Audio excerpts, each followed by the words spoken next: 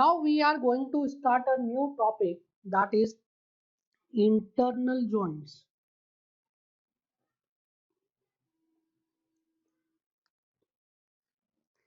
Now हमने पहले पढ़ा था सपोर्ट्स. सपोर्ट्स को क्या बोला था हमने? दीज आर एक्सटर्नल सपोर्ट और एक्सटर्नल जॉइंट. नाउ इसके बाद आता है इंटरनल जॉइंट. अब सपोर्ट या एक्सटर्नल जॉइंट क्या था? एक्सटर्नल जॉइंट और यू कैन से सपोर्ट क्या था? It is connection between member and support. Support और मेंबर के बीच में कनेक्शन था. नाउ जब सपोर्ट और मेंबर के बीच में हमने कनेक्शन बनाया तो उसमें सपोर्ट क्या था? Support was a rigid body and member is a solid body. अब rigid body and solid body में क्या डिफरेंस होता है हमें पता है. रिजिड बॉडी की जो स्ट्रेंथ होती है वो इनफाइनाइट होती है एंड सॉलिड बॉडी की स्ट्रेंथ इनफाइनाइट नहीं होती, वो फाइनाइट होती है. सो आपने एक मेंबर को जो कि सॉलिड बॉडी था उसको कनेक्ट किया किससे? सपोर्ट से, जो कि रिजिड बॉडी था, और उस कनेक्शन के बेसिस पे आपने सपोर्ट को नाम दिए, that is a fixed support, a hinge support, a roller support and a guided roller support, etc etc. तो आपने उस कनेक्शन के बेसिस पे उसको नाम दिए.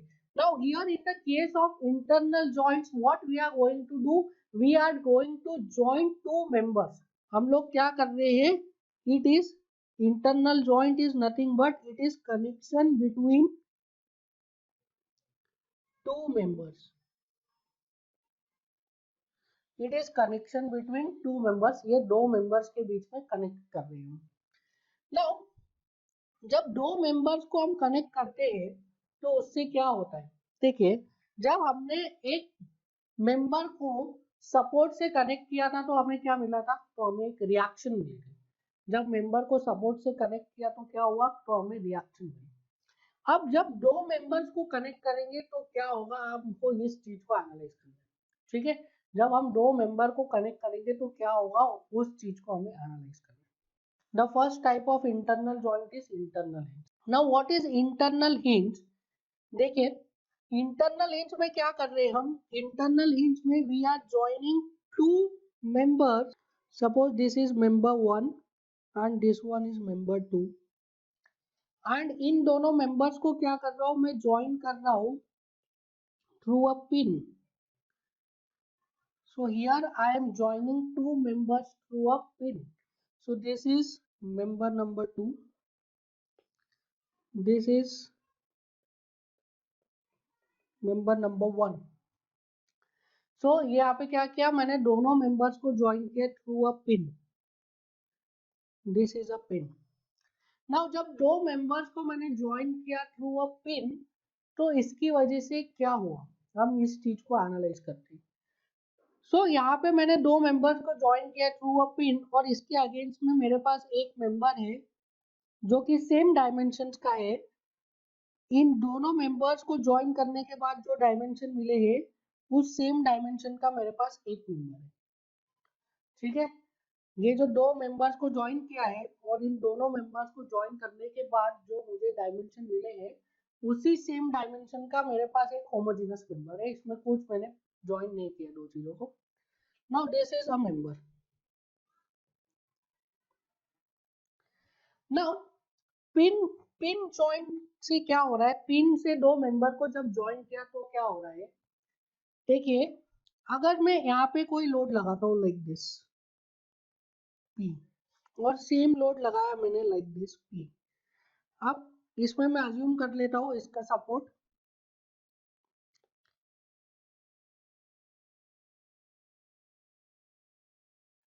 Suppose this is simply supported. So यहाँ पे क्या है? दो स्ट्रक्चर्स बन गए हैं. एक स्ट्रक्चर में क्या किया? दो मेंबर्स को ज्वाइन किया थ्रू अ इंटरनल हिंज. दूसरे इसमें क्या किया? एक होमोजेनस मेंबर लिया, दोनों के डायमेंशन सेम. नाउ जब ये फर्स्ट वाले में हमने फोर्स लगाया P तो P फोर्स की वजह से क्या होगा, और सेकेंड वाले मेंबर में जब P फोर्स लगाया तो P फोर्स की वजह से क्या होगा ये देखिए. सो जब सेकेंड वाले मेंबर में P फोर्स लगा रहे तो this member will get deflect like this. Line diagram से बता रहा हूँ मैं. ठीक है, the member gets deflect like this, जो व्हाइट वाला देखा है. और अगर फर्स्ट वाले में आपने P फोर्स लगाया तो इसकी वजह से देखिए the member will get deflect. Now इसमें देखिए आप इन द फर्स्ट केस आप ध्यान दीजिए. Suppose this is point A, this is point B. Similarly here this is point A, this is point B. And जहाँ पे हमने पिन ज्वाइंट किया this is point C and उसके corresponding यहाँ पे this is point C. So आप देखिए कि अगर हम पिन ज्वाइंट नहीं करते, अगर हम होमोजीनस मेंबर को लेते, होमोजीनस मटेरियल को ले रहे हैं, उसमें क्या हो रहा है कि हर पॉइंट के लेफ्ट में भी वही थीटा है, राइट में भी वही थीटा है। आप कोई सा भी पॉइंट कंसीडर कर लीजिए, लेफ्ट में भी वही थीटा, राइट में भी वही थीटा, लेफ्ट में भी वही थीटा, राइट में भी वही थीटा, लेफ्ट में भी वही थीटा, राइट में भी वही थीटा। सो हर पॉइंट पे, किसी भी पॉइंट पे देखिए तो लेफ्ट में थीटा और राइट में थीटा इज सेम, ठीक है। वेयर एज जब हमने दो मेंबर्स को पिन ज्वाइंट किया तो उसमें क्या हुआ कि हर पॉइंट के लेफ्ट में और राइट में तो थीटा सेम था except one point that is C. तो जो सी पॉइंट है उस सी पॉइंट के लेफ्ट में कुछ और थीटा आ रहा है एंड राइट में कुछ और थीटा आ रहा है। समझ में आया आपको?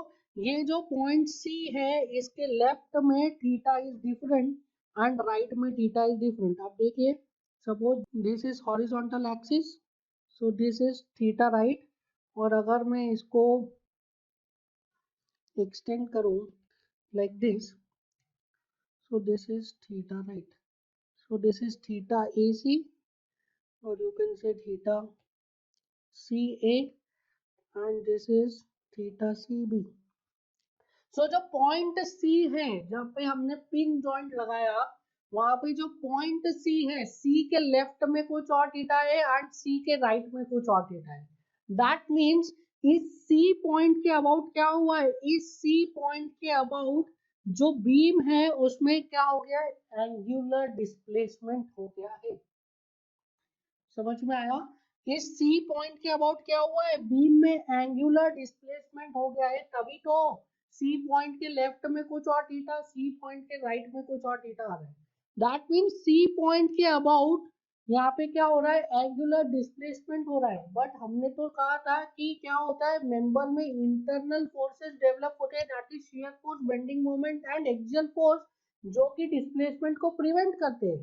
अब यहाँ पे क्या हुआ है, सी पॉइंट पे एंगुलर डिस्प्लेसमेंट हो गया है, दैट मीन्स यहाँ पे इंटरनल फोर्स डेवलप नहीं हुआ है। समझ में आया? So at point C internal force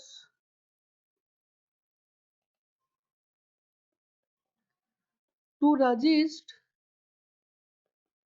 rotation is zero. और कौन सा इंटरनल फोर्स रोटेशन को रजिस्ट करता है, that is bending moment. So moment at point C is what, moment at point C is zero. So ये जो हमने internal hinge बनाया है, इंटरनल हिंज की वजह से क्या हुआ, मोमेंट एट पॉइंट सी क्या हो गया, moment at point C zero हो गया।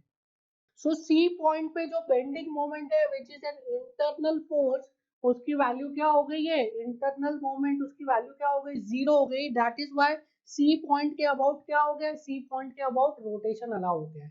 In the second case, C point के about rotation is not allowed. So in this case, moment at point C is not equals to zero.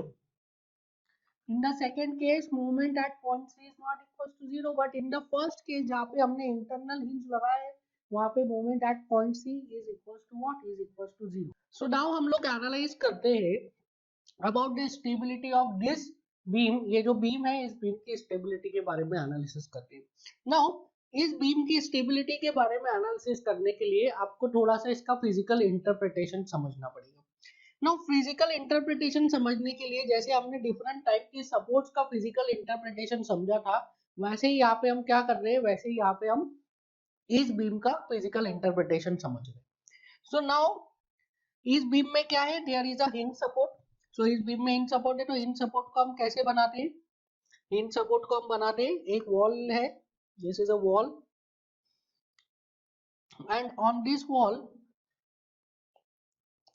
what we have done is, एक ये member है, इस member को मैंने connect किया है through अ pin. सो ये क्या बन गया हमारा, this is hinge support, this is a wall that is support, this is joint, pin joint, and this is member,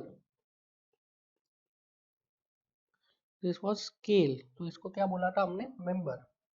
now फिर रोलर सपोर्ट कैसे बनाया था हमने, रोलर सपोर्ट अगेन एक और मेंबर लेंगे. Now this is another member and this member is kept over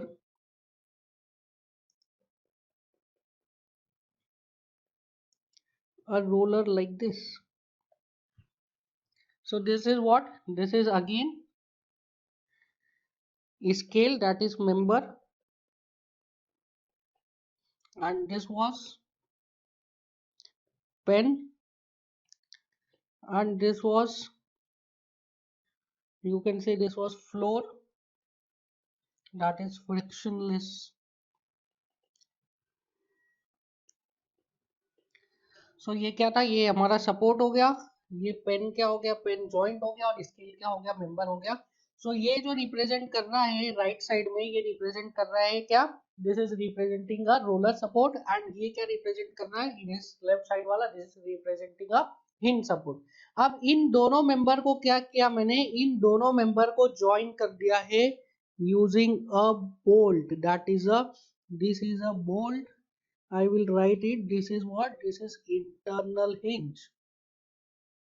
So there are two scales, one is on hinge support and second is on roller support. एक hinge support पे है, एक roller support पे है. So मैंने क्या किया, ये hinge support पे था, ये roller support पे था, और इन दोनों members को कैसे join कर दिया, by a bolt. एक bolt से मैंने इन दोनों members को join कर दिया. तो ये जो assembly बन रही है, this assembly is what, this assembly is a simply supported beam with a internal hinge. This is simply supported beam with a internal hinge. Now अब इसकी स्टेबिलिटी के बारे में अगर मैं बात करूं, and if I apply a load here, this is load P, तो जैसे ही मैंने इस पॉइंट पे यहाँ पे एक लोड लगाया, या किसी भी पॉइंट पे लोड लगाया, एग्जांपल के लिए मैं इस पॉइंट पे लगा रहा हूँ, जैसे ही मैंने इस पॉइंट पे लोड लगाया, तो क्या ये बीम डिफॉर्म होगी, नहीं, ये बीम क्या डिस्प्लेस हो जाएगी लाइक दिस. जैसे ही आपने इस पॉइंट पे लोड लगाएंगे, वैसे क्या हो जाएगा, बीम डिस्प्लेस हो जाएगी लाइक दिस. सो जैसे ही आप ये लोड P लगाएंगे, due to the application of P load, the beam will get displaced. किस पॉइंट के अबाउट रोटेट हो जाएगी, एंगुलरली डिस्प्लेस हो जाएगी, वो एंगुलरली डिस्प्लेस हो जाएगी अबाउट दिस पॉइंट C. इस C पॉइंट के अबाउट क्या हो जाएगा, एंगुलर डिस्प्लेसमेंट हो जाएगा. सो अगर मैं लाइन डायग्राम से बताऊं, तो लाइन डायग्राम से this will get deflected, or I will say this will get displaced, this will get displaced. So इस C पॉइंट के अबाउट क्या हो जाएगा, इसमें डिस्प्लेसमेंट आ जाएगा. So this beam or this structure is an unstable structure. So this is an unstable structure. Stability की definition क्या बोली थी, there should be no rigid body movement, there should be no displacement. However, small elastic deformations are allowed, but यहाँ पे deformation नहीं हो रहा है, यहाँ पे क्या हो रहा है, displacement हो रहा है. अब इसको हमारी डेफिनेशन से आप एनालाइज कीजिए, जो हमने कंडीशंस बताई थी स्टेबिलिटी की, उन कंडीशंस से एनालाइज कीजिए. सो फर्स्ट कंडीशन क्या थी, मिनिमम कितनी रिएक्शन होनी चाहिए, मिनिमम 3 रिएक्शंस होनी चाहिए. तो यहाँ पे आ रही है 3 reaction. This is, if this is point A, this is point B, I can write this is RA, this is HA, and यहाँ पे रिएक्शन आ जाएगी, that is RB. यहाँ पे RB रिएक्शन आ जाएगी. So रिएक्शन कितने हो गए, there are 3 reactions. All the reactions are parallel? No, all the reactions are not parallel. All the reactions are concurrent? यहाँ पे all the reactions concurrent नहीं है. तो ये तो सारी कंडीशन को सेटिस्फाई कर रहा है, तो इसे तो स्टेबल होना चाहिए. बट हमने एक फोर्थ कंडीशन भी लिखी थी, that is there should be no any condition of mechanism. And mechanism को क्या डिफाइन किया था, when 3 hinges placed collinearly including a internal hinge that form a mechanism. So यहाँ पे देखिए, there are 3 hinges, this is one roller, is what is the hinge, this is another hinge, and this is the third hinge. So 3 hinges when placed collinearly, this forms a mechanism. So here mechanism का condition बन रहा है, and due to the condition of mechanism क्या हो रहा है, due to the condition of mechanism ये structure क्या हो जा रहा है, ये structure unstable हो जा रहा है. नाउ एक छोटा सा डिस्कशन और करना है, एक छोटा सा माइन्यूट सा डिस्कशन और है. सो लाइन डायग्राम बनाना हो मैं, this is a simply supported beam. Now जब ये सिंपली सपोर्टेड बीम है, इसमें कोई इंटरनल हिंज नहीं है। नाउ इसमें जब आपने लोड लगाया तो ड्यू टू लोड क्या होगा, कहीं पे भी आप लोड लगा दीजिए, suppose this is load P, ये डिफ्लेक्ट होगी कैसे, this will get deflect like this. Now this is not displacement, this is deformation. So ये जो आ रहा है ये डिफॉर्मेशन आ रहा है। अब आपको समझ में आ गया कहाँ पे डिस्प्लेसमेंट आएगा, कहाँ पे डिफॉर्मेशन आएगा। नाउ अब आप यहाँ पे देखिए, यहाँ पे जो ये डिफॉर्मेशन आ रहा है, डिफॉर्मेशन की वजह से जो आपका मेंबर है, this member have formed a curved surface like this. That means member में किसी भी पॉइंट के अबाउट रोटेशन अलाउड नहीं है। मेंबर में किसी भी पॉइंट के अबाउट रोटेशन अलाउड नहीं है, इसका मतलब क्या है, मेंबर में कोई सा भी आप पॉइंट कंसीडर कर लीजिए, उसके लेफ्ट में जो थीटा होगा उसके राइट में भी वही थीटा होगा। ठीक है, मेंबर में कोई सा भी पॉइंट कंसीडर कर लीजिए, उसके लेफ्ट में जो थीटा होगा उसके राइट में भी वही थीटा होगा। एंड ये ऐसा क्यों हो रहा है मेंबर में, बिकॉज मेंबर में इंटरनल फोर्स डेवलप हो रहे, that is shear force, bending moment and axial force, internal axial force. ठीक है, तो मेंबर में इंटरनल फोर्सेस डेवलप हो रहे, that is shear force, bending moment and internal axial force. कहाँ पे डेवलप हो रहे, इस मेंबर के हर पॉइंट पर इंटरनल फोर्स डेवलप हो रहा है, that is shear force, bending moment and axial force. And her point पे हमने एनालाइज किया है शियर फोर्स को एंड बेंडिंग मोमेंट को। अगर आप दो सेक्शन देखेंगे तो दोनों सेक्शंस पे आपको same shear force and bending moment दिखेगा। तो ये क्यों नहीं हो रहा था, इसमें डिस्प्लेसमेंट क्यों नहीं हो रहा है, क्योंकि इंटरनल फोर्सेस डेवलप हो रहे हैं। नाउ अब मैं इसकी बात करूं, this system, complete system is in state of static equilibrium, is in state of static equilibrium. इसका मतलब क्या है, इसका मतलब है summation of all the forces in vertical direction is 0, summation of all the forces in horizontal direction is 0 and summation of all the moments about z axis is equal to 0। अब इसमें कौन कौन से फोर्सेस लग रहे हैं, यहाँ पे रिएक्शन लग रहा है आर ए, रिएक्शन लग रहा है आर बी, यहाँ पे रिएक्शन लग रहा है R B, sorry this is H A. So R A, H A, R B, तीन रिएक्शन लग रहा है। तो इन सभी फोर्सेस को, फोर्सेस का जो समेशन है इन वर्टिकल डायरेक्शन इज 0, इन सभी फोर्सेस का summation in horizontal direction is 0। And in सभी फोर्सेस की वजह से जो मोमेंट्स आ रहा है या फिर कोई एक्सटर्नल मोमेंट लगा है, पॉइंट मोमेंट लगा है, उन सभी मोमेंट्स का algebraic summation about Z axis is equal to 0। ये क्या बोलता है, ये बोलता है हमारा स्टेबिलिटी का, ये बोलता है हमारा इक्विलिब्रियम का condition, condition of static equilibrium. अब इसमें जो शुरू वाली दो कंडीशन है ये तो सभी को समझ में आ जाती है। I will analyse this condition.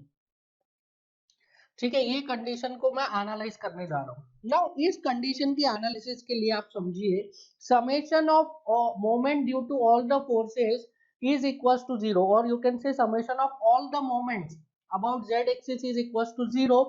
कौन से पॉइंट के अबाउट लेना है, किसी भी पॉइंट के अबाउट ले सकते, किसी भी पॉइंट के अबाउट। ये जो प्लेन है, इस प्लेन में ये जो इनफाइनाइट होगा ना, ये प्लेन इनफाइनाइट होगा, तो इस प्लेन में किसी भी पॉइंट के अबाउट आप ले सकते हैं summation of moment of all the forces, और you can say algebraic sum of all the moments is equal to 0 about Z axis, किसी भी पॉइंट के अबाउट। अब अगर मैं यहाँ पे एक पॉइंट ले रहा हूँ, suppose this is point X, इस पॉइंट एक्स के अबाउट मुझे summation of sigma mz equal to 0 लिखना है, तो क्या इस पॉइंट के मैं सिर्फ लेफ्ट के फोर्सेस लूंगा, नहीं, इस पॉइंट के लेफ्ट के भी फोर्सेस लोगे और इस पॉइंट के राइट के भी फोर्सेस लोगे।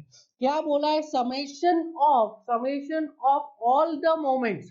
ठीक है, जितने भी मोमेंट्स आ रहे हैं due to all the forces and कोई अगर पॉइंट मोमेंट लग रहा है तो वो that is equal to 0। So अगर इस x पॉइंट के अबाउट आप मोमेंट इक्विलिब्रियम लगा रहे हैं, सिग्मा mz इक्वल टू 0 लगा रहे हैं, तो आप लेफ्ट वाले फोर्सेस को भी कंसीडर करोगे, राइट वाले फोर्सेस को भी कंसीडर करोगे, तभी आप लिख सकते हो सिग्मा mz इक्वल टू 0। समझ में आया, लेफ्ट वाले फोर्सेस को भी कंसीडर करना पड़ेगा, राइट वालों को भी कंसीडर करना पड़ेगा, then only you can write sigma mz equal to 0। Now on the other hand क्या है, there is a simply supported beam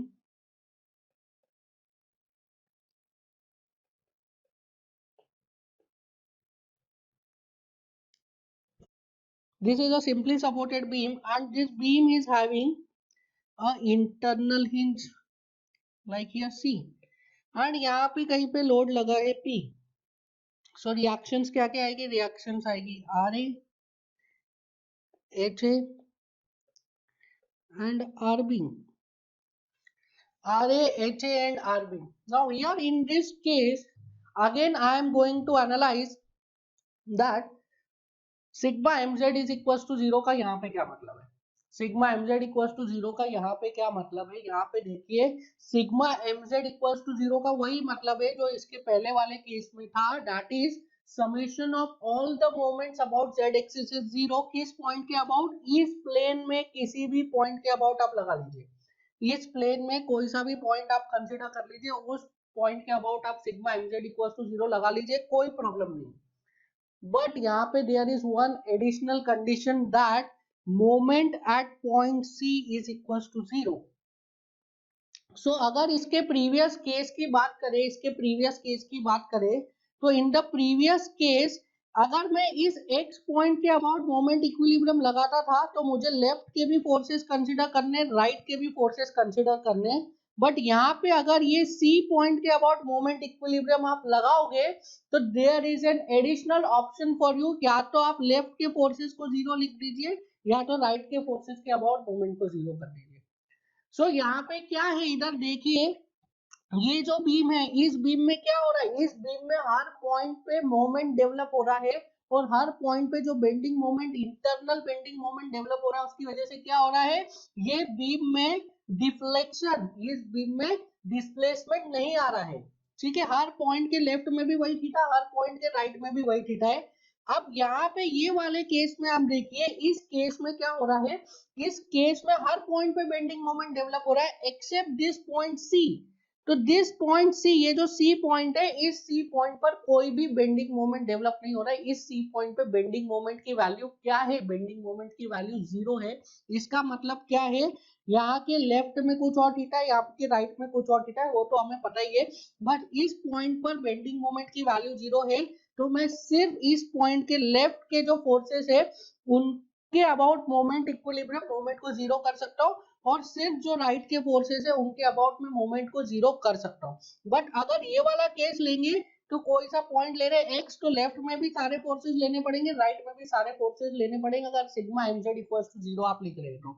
जबकि ये वाला जो केस है, इस केस में सिर्फ एक ऐसा पॉइंट है C पॉइंट, इस C पॉइंट के अबाउट अगर आप मोमेंट इक्विलिब्रियम लिखोगे तो या तो आप लेफ्ट के फोर्सेस को 0 लिख दीजिए या तो आप राइट के फोर्सेस को लिख दीजिए. देखिए बहुत ही क्लियर है, इसमें कुछ ज्यादा समझने का नहीं है, इसमें ज्यादा कुछ कंफ्यूज होने का नहीं है. स्टूडेंट्स इसमें बहुत कंफ्यूज होते हैं और एग्जाम में कंफ्यूज करेगा ही आपको, क्योंकि ये कुछ डिफरेंट है. Internal hinge is a special case, तो इसमें आपको एग्जाम में कंफ्यूज करेगा ही. कैसे कंफ्यूज करेगा, अभी हम आगे और इसका थोड़ा सा एनालिसिस करेंगे, तो ये आपको कंफ्यूज करेगा. सो आपको समझना है कि जो भी पॉइंट है उस पॉइंट पे मोमेंट डेवलप हो रहा है मेंबर में, और मोमेंट के डेवलप होने की वजह से क्या हो रहा है, मोमेंट के डेवलप होने की वजह से उसमें रोटेशंस नहीं आ रहे हैं, उसमें पॉइंट के लेफ्ट में और पॉइंट के राइट में अलग अलग एंगुलर डिस्प्लेसमेंट नहीं हो रहे. तो अब मोमेंट क्यों डेवलप हो रहा था, मोमेंट डेवलप हो रहा था या तो लेफ्ट वाले पार्ट का फ्री बॉडी इक्विलिब्रियम या तो राइट वाले पार्ट का फ्री बॉडी इक्विलिब्रियम डेवलप करने के.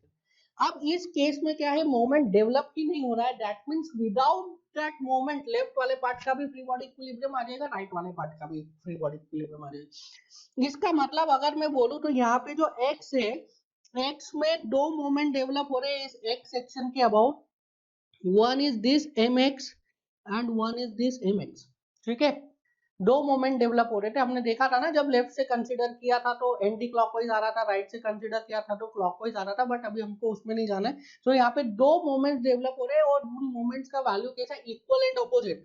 अब यहाँ पे भी दो मोमेंट्स डेवलप होंगे mc mc, बट दोनों की वैल्यू कितनी है, 0 है. दोनों की वैल्यू कितनी है, 0 है. सो यहाँ पे जो बेंडिंग मोमेंट आ रहा है वो कितना आ रहा है, 0 आ रहा है. Bending moment is 0. समझ में आया? सो इन दिस केस अगर आप मोमेंट इक्विलिब्रियम लिखोगे तो आप लेफ्ट वाले पोर्शन का लिख सकते हो या तो राइट वाले पोर्शन का लिख सकते हो। पूरे बीम का आपको लिखने की जरूरत नहीं। पॉइंट सी के अबाउट, पॉइंट सी के अलावा कोई सा भी पॉइंट ले लीजिए, बाकी सब पॉइंट में तो आपको लेफ्ट के भी फोर्सेस कंसीडर करने, राइट के भी फोर्सेस कंसीडर करने, बट ओनली सी पॉइंट पे आपको क्या है, एक एडिशनल कंडीशन पता है, एक एडिशनल क्राइटेरिया आपको पता चल गया कि सी पॉइंट पे बेंडिंग मोमेंट, जो इंटरनल बेंडिंग मोमेंट है उसकी वैल्यू क्या है, 0 है। नाउ अब थोड़ा सा और एनालाइज करते हैं। तो हमने देखा सिंपली सपोर्टेड बीम में इंटरनल हिंज। अब मैं बना रहा हूं एक प्रॉप्ड कैंटिलीवर। सो यहाँ पे लिखिए special case.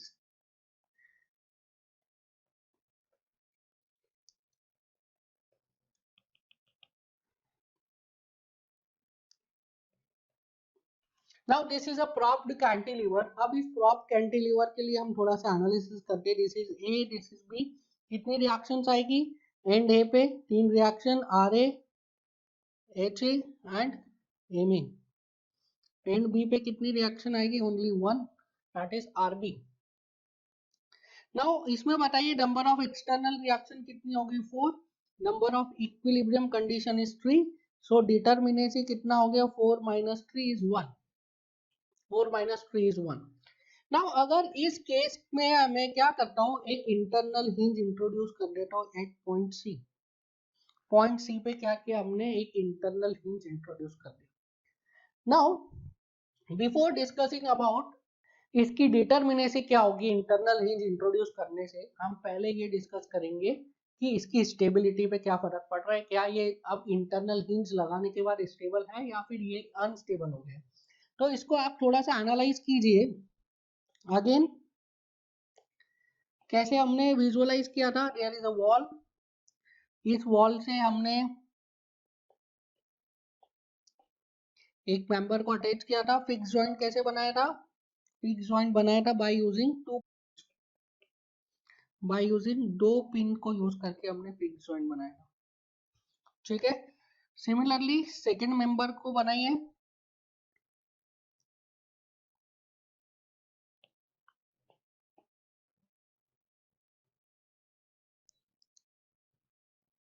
This is the second member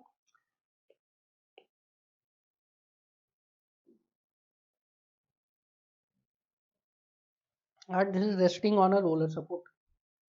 so ये क्या हो गया? ये आपका फिक्स्ड एंड हो गया, ये आपका रोलर सपोर्ट हो गया। अब मैं इसको ज्यादा एलोबरेट नहीं कर रहा हूँ क्योंकि आपको पता है। और इन दोनों को यहाँ पे ज्वाइन किया हमने by using a internal hinge. By using a internal hinge. तो यहाँ पे देखिए, यहाँ पे क्या है? This end is fix, this end is fix, this end is on a roller support. ठीक है, ये एंड फिक्स्ड है, ये एंड रोलर सपोर्ट पे, और इन दोनों को हमने ज्वाइन कर दिया by using a boat like this. ठीक है। अब इस स्ट्रक्चर पे मैं अगर लोड लगाऊंगा कहीं पर भी, तो क्या ये डिस्प्लेस हो पाएगा? क्या ये डिस्प्लेस हो पाएगा? क्या इसमें डिस्प्लेसमेंट होगा या फिर डिफॉर्मेशन होगा? आप सोचिए। सो अगर मैं इसमें एक लोड लगाता हूँ P, कहीं पे भी लगा सकते हैं, आई एम अप्लाइंग हियर। सो मैंने क्या किया? फिक्स्ड एंड है, यहाँ पे एक लोड लगा दिया, यहाँ पे लोड लगा दिया। So due to this load क्या होगा? ड्यू टू दिस लोड ये वाला बीम रोटेट करना चाहेगा, ऐसा rotate like this rotation as a whole. पर क्या ये रोटेट कर पाएगा? ये वाला मेंबर रोटेट नहीं कर पाएगा। क्यों नहीं रोटेट कर पाएगा? क्योंकि यहाँ पे फिक्स्ड एंड है। So this member will not rotate as a whole. कौन सा मेंबर? ये जो फिक्स्ड वाला है member, this will not rotate as a whole, ये रोटेट नहीं कर पाएगा। सो इसमें कैसा डिफॉर्मेशन आएगा? इसमें डिफॉर्मेशन आएगा like this will deform like this, curve shape बनेगा। रोटेशन एज अ होल होता तो क्या बनता है? स्ट्रेट लाइन बनती है। एंड ये वाला जो पोर्शन है, ये वाला portion will be a straight line like this. Now ये जो मूवमेंट हुआ है, this is what? This is displacement और डिफॉर्मेशन। ये बताइए जो हुआ अभी मूवमेंट, दिस इज डिस्प्लेसमेंट और डिफॉर्मेशन। सो यहाँ पे देखिए, this beam was fixed, this member was fixed, तो जब ये मेंबर फिक्स था और इस पे आपने लोड लगाया तो due to application of load क्या ये रोटेट कर पा रहा है? नहीं, ये रोटेट नहीं कर पा रहा है because this end is fix. तो इसका डिफॉर्मेशन यहाँ पे क्या है? रेस्ट्रिक्टेड है due to this fixed end. इसके पहले वाले केस में क्या था? इसके पहले वाले केस में यहाँ पे हिंज सपोर्ट था, तो ड्यू टू हिंज सपोर्ट ये क्या कर रहा था? ये रोटेट कर पा रहा था लाइक दिस। बट अभी यहाँ पे क्या है? अभी यहाँ पे फिक्स स्टैंड है तो ये रोटेट नहीं कर सकता है लाइक दिस। तो जब यहाँ पे लोड लगाए तो इसमें क्या होगा? Small elastic deformation, very small elastic deformation. And यहाँ पे ये दोनों बीम्स कैसे कनेक्टेड है? ये दोनों बीम्स कनेक्टेड है थ्रू अ बोल्ट से दोनों बीम कनेक्टेड है। दैट मींस इसमें जितना डिफॉर्मेशन होगा उतना ही इसमें डिफॉर्मेशन होगा। That means this beam is also not free to rotate. ये बीम फ्री टू रोटेट नहीं था। क्यों नहीं था? यहाँ पे फिक्स्ड एंड था और ये रोटेट नहीं कर पा रहा है, इसकी वजह से ये भी रोटेट नहीं कर पाएगा। क्यों? क्योंकि इन दोनों के बीच में सपोर्ट है। ये दोनों एक दूसरे के रिस्पेक्ट में तो रोटेट कर सकते हैं like this can rotate like this, but यहाँ पे क्या है? वर्टिकल डिफ्लेक्शन रेस्ट्रिक्ट हो गया due to this beam is not allowed to rotate. That is why इसमें भी क्या होगा? ये वाली बीम में भी डिस्प्लेसमेंट नहीं आएगा। There is no displacement, this beam is not displaced but it is deformed, so it is stable. now again ये वाली कंडीशन में भी देखेंगे तो कितने नंबर ऑफ रिएक्शंस लग रहा है? there are 4 number of reactions, Ra, Ha, Ma and here Rb. so कितने रिएक्शन लगे? 4 नंबर ऑफ रिएक्शंस यहाँ पे लग रहे हैं। so number of reactions are more than 3। क्या सभी रिएक्शंस पैरेलल है? नहीं, सभी रिएक्शंस पैरेलल नहीं है। क्या सभी रिएक्शन कोलिनियर है? नहीं, सभी रिएक्शंस कोलिनियर नहीं है। क्या यहाँ पे मैकेनिज्म बन रहा है? नहीं, यहाँ पे मैकेनिज्म नहीं बन रहा है। मैकेनिज्म कब बनता है? when 3 hinges placed collinearly then it forms a mechanism। समझ में आ रहा है? so this is stable, this is not unstable। Clear है? नाउ अब इस सिस्टम की हम डिटरमिनेसी की बात करते हैं। अगर प्रॉप कैंटिलीवर में इंटरनल हिंज नहीं था, प्रॉप कैंटिलीवर में अगर इंटरनल हिंज नहीं था तो डिटरमिनेसी कितनी आ रही थी? 1 आ रही थी। नाउ ये इंटरनल हिंज लगा के हमने क्या किया है कि इंटरनल हिंज लगा के हमने एक एडिशनल कंडीशन को डेवलप कर लिया है। क्या एडिशनल कंडीशन को डेवलप कर लिया है? That moment at this point C is equals to 0। तो अब मेरे पास कितनी इक्वेशंस हो गई? Now we are having 4 equations. First equation is summation of all the forces in vertical direction is 0, summation of all the forces in horizontal direction is 0, summation of all the moment about z axis is 0 and moment at point C is 0। this is the 4 condition। अब हमारे पास 4 equations है, 4 conditions है। तो क्या मैं इस structure को solve कर जाऊंगा? क्या मैं इस स्ट्रक्चर में सभी अननोन्स को कैलकुलेट कर लूंगा? यस, मैं इस स्ट्रक्चर में सभी अननोन्स को कैलकुलेट कर लूंगा बिकॉज मुझे अब एक एडिशनल कंडीशन मिल गई है। क्या एडिशनल कंडीशन मिल गई? That moment at point C is equals to 0। तो क्या कर सकता हूं मैं? या तो C के लेफ्ट में सारे फोर्सेस के समीशन इक्वल्स टू 0 लिख सकता है, C के राइट में सारे फोर्सेस का समीशन इक्वल्स टू 0 लिख सकता हूं। अगर इंटरनल नहीं होता C पॉइंट पे तो लेफ्ट के भी फोर्स कंसीडर करने पड़ते, राइट के भी फोर्स कंसीडर करने पड़ते, बट क्योंकि C पे इंटरनल हिंज आ गया तो मैं या तो लेफ्ट के फोर्सेस या तो राइट के फोर्सेस को इक्वल्स टू 0 लिख सकता हूँ। समझ में आया आपको? सो इस तरीके से हम क्या करते हैं? इस तरीके से इंटरनल हिंज में क्या होता है? इंटरनल हिंज में एडिशनल कंडीशन हमारे पास आ जाती है। क्या एडिशनल कंडीशन आ जाती है? कि जिस पॉइंट पे हमने इंटरनल हिंज लगाया है उस पॉइंट पे क्या हो रहा है? उस पॉइंट पे मोमेंट 0 हो जा रहा है। ठीक है, समझ में आया? सो एक्सटर्नल सपोर्ट क्या थे? External support it is a connection between a rigid member और a rigid support and the member. Member कैसा है? सॉलिड है। ठीक है, तो रिजिड और सॉलिड के बीच में कनेक्शन था कहाँ पे? सपोर्ट पे। क्या दे रहा था? वो रिएक्शन दे रहा था। क्या दे रहा था? अननोन्स दे रहा था। ठीक है, सो सपोर्ट पे जब आपने कनेक्शन बनाया तो क्या मिला आपको? अननोन मिला। और इंटरनल जॉइंट क्या है? Internal joint is a connection between two members, that is दो सॉलिड मेंबर्स के बीच में कनेक्शन है। ठीक है, तो ये क्या दे रहा है आपको? ये अननोन दे रहा है क्या? नहीं, ये आपको एक एडिशनल कंडीशन दे रहा है, एक एडिशनल इक्वेशन दे रहा है। सो इंटरनल जॉइंट्स जो होते हैं वो अननोन्स नहीं देते, वो एडिशनल इक्वेशन देते हैं, वेयर एज जो सपोर्ट है, सपोर्ट क्या देता है आपको, रिएक्शन देता है, दैट मींस अननोन्स देता है। समझ में आया? So next type of internal joint is what, is a link. Now link में क्या होता है, it is also called as internal link. Now internal link में देखिए क्या हो रहा है, इंटरनल लिंक में again this is an internal joint, so it would be connection between two members, so दो मेंबर के बीच का कनेक्शन है ये। now this is an internal link। now internal link पे क्या किया गया है, internal link में दो मेंबर को by using a roller, इस टाइप से रोलर रख के इन दोनों मेंबर्स को एक दूसरे के ऊपर रेस्ट करवा दिया। there are two members, इन दोनों मेंबर के लेवल में there is some difference, इन दोनों मेंबर की हाइट में there is some difference, और जितना डिफरेंस है उन दोनों के हाइट में, उस डिफरेंस का क्या रख दिया, एक रोलर रख दिया है बस।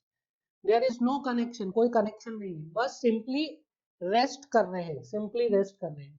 सो जो लोअर वाला मेंबर था, सपोज इस टाइप से, सॉरी इस टाइप से, so suppose this is a fix beam, ये फिक्स्ड एंड है एंड ये बीम है, इसके ऊपर रोलर रख दिया, इसके ऊपर ये यहाँ से हिंज था, इसके ऊपर आपने ये इस तरीके से रख दिया।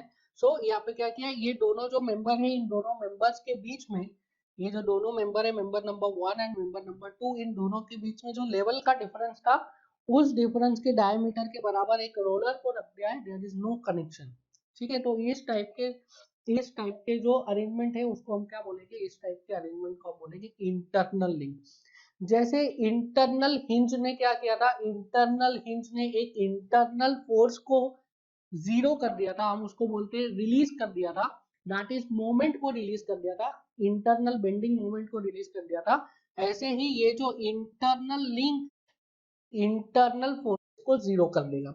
अब देखते हैं कि कैसे ये इंटरनल फोर्सेस को जीरो कर रहे हैं। ना अगर मैं इसमें एक लोड लगाता हूँ P, so due to the application of load P क्या होगा, दिस मेंबर विल डिफ्लेक्ट। कैसा डिफ्लेक्ट होगा, this member will deflect like this, इस तरीके से इस मेंबर में डिफ्लेक्शन होगा। नाउ आप बताइए ये जो पॉइंट सी है, सपोज मैं यहाँ पे नेमिंग कर देता हूँ, this is A, this is B, this is C. So जो सी पॉइंट है, सी पॉइंट में क्या theta C B and theta C A equal है, क्या theta B C B and theta C A equal है, you will say no, क्योंकि ऐसा रखा है ना, सिर्फ ऐसा रखा है, तो दोनों इंडिविजुअल अपना बेंड हो सकते हैं, दोनों इंडिविजुअल बेंड हो सकते हैं, तो theta C B is not equal to theta C A, that means यहाँ पे क्या हो गया, यहाँ पे मोमेंट रिलीज हो गया है, क्या हो गया, यहाँ पे मोमेंट रिलीज हो गया है। सिमिलरली देखिए, अगर मैं यहाँ पे एक हॉरिजॉन्टल फोर्स लगाऊं लाइक दिस एच, इसमें मैंने क्या किया, ये जो मेरा बीम था, फिक्स्ड बीम नीचे है लाइक दिस, एंड इस फिक्स बीम के ऊपर मैंने एक हॉरिजॉन्टल फोर्स लगाया लाइक दिस। ठीक है, इस डायरेक्शन में मैंने हॉरिजॉन्टल फोर्स लगाया फिक्स बीम के ऊपर। सो फिक्स बीम के ऊपर जब हॉरिजॉन्टल फोर्स लगाएंगे, तो क्या ये fix beam free to elongate है, fix beam is free to elongate, तो फिक्स्ड बीम के जो लेफ्ट में जो पॉइंट सी है, ये जो पॉइंट सी है, इसके लेफ्ट में जितना एक्सियल डिफॉर्मेशन होगा, क्या पॉइंट सी के राइट में भी उतना एक्सियल डिफॉर्मेशन होगा, you will say no. So I will write delta C A in x direction will not be equals to delta c b in x direction. So x direction में जो दोनों beams हैं, दोनों beam है, that are free to deform, एक में ज्यादा elongation हो सकता है, एक में कम elongation हो सकता है, so दोनों free to deform है। So delta ca is not equals to delta cb, that means यहाँ पे क्या हो गया, internal axial force भी जीरो हो गया, क्या हो गया, इंटरनल एक्सियल फोर्स भी जीरो। अब देखिए इन दोनों बीम्स में जो y डायरेक्शन है, वर्टिकल डायरेक्शन है, क्या उसमें डिफ्लेक्शन सेम है या उसमें डिफ्लेक्शन अलग अलग है। सो दोनों ही बीम में पॉइंट सी पर जो वर्टिकल डायरेक्शन में डिफॉर्मेशन है, that are same. So delta C A in y direction is equal to delta C B in y direction. ठीक है, x डायरेक्शन में इक्वल नहीं है, बट y डायरेक्शन में क्या है, y डायरेक्शन में दोनों में डिस्प्लेसमेंट, दोनों में डिफॉर्मेशन सेम है। क्यों सेम है? बिकॉज ये एक दूसरे के ऊपर रेस्ट कर रहे हैं थ्रू इंटरनल रोलर।